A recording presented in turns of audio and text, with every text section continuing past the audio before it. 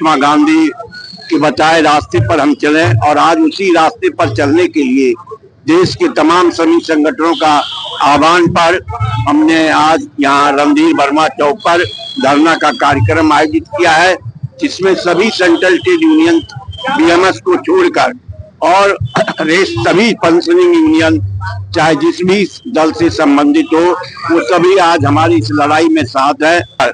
जब संसद में जब सरकार आपकी आवाज ना सुने तो हम अपनी आवाज सड़कों पर उठाने का काम गांधी के बताए रास्ते पर चलकर करते हैं और उसी के सिलसिले में आज हमारा ये कार्यक्रम है।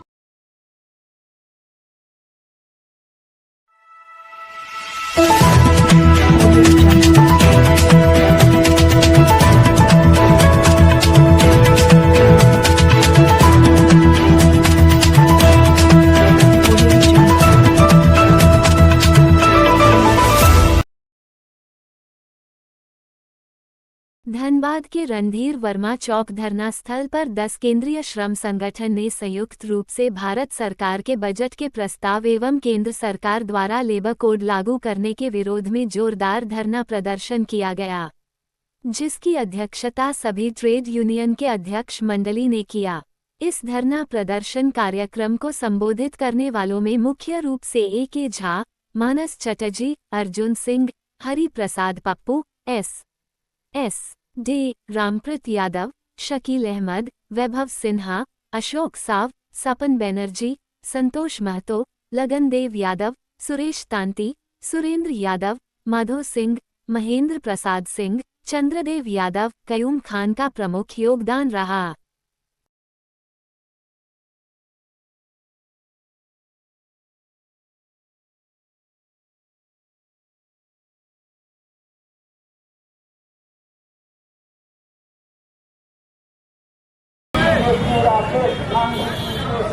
जाता था साथियों, कांग्रेस देश के सोच था, देश का सोच था। 6 जनवरी को दिल्ली में सभी केंद्रीय श्रमिक संगठनों का 10 केंद्रीय श्रमिक संगठनों की संयुक्त बैठक में यह फैसला लिया गया था कि वर्तमान भाजपा सरकार जो एनडीए गवर्नमेंट है, ये सरकार जन विरोधी, मजदूर विरोधी और किसान विरोधी और इनके हकों को, इनके अधिकारों को, इनके सवालों को दबा रही है।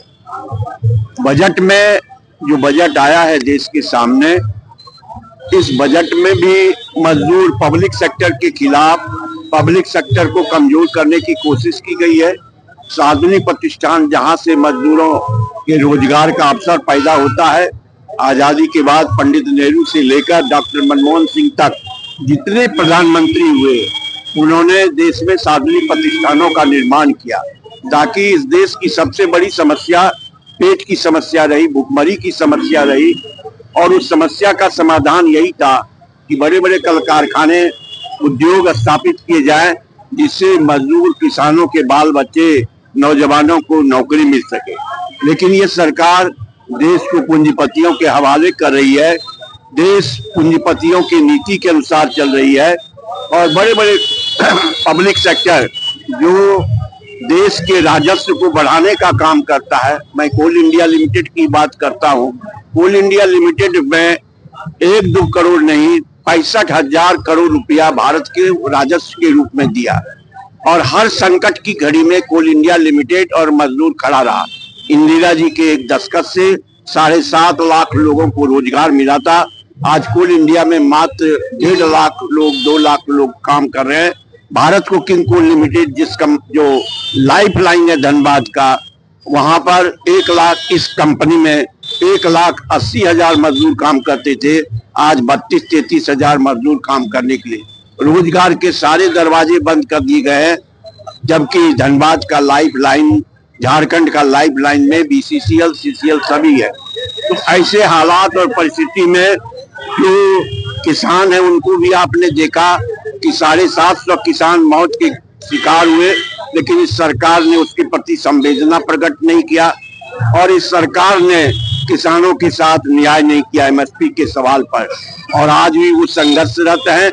हमारे सामने इस सरकार ने पूंजीपतियों पूंजीपति के बल पर चलने वाली सरकार ने एक ही विकल्प छोड़ा है कि संघर्ष का रास्ता ले, महात्मा गांधी के बताए रास्ते पर हम चलें। और आज उसी रास्ते पर चलने के लिए देश के तमाम श्रमिक संगठनों का आह्वान पर हमने आज यहाँ रणधीर वर्मा चौक पर धरना का कार्यक्रम आयोजित किया है, जिसमें सभी सेंट्रल ट्रेड यूनियन बीएमएस को छोड़कर और सभी पेंशनिंग यूनियन चाहे जिस भी दल से संबंधित हो, वो सभी आज हमारी इस लड़ाई में साथ है।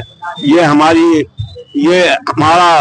इस देश की सरकार की जो एंटी लेबर पॉलिसी है, लेबर कोड ऑफ लेबर कानून जो मजदूरों के हित में था, उसको बदल दिया गया, 4 लेबर कोड कर दिया गया।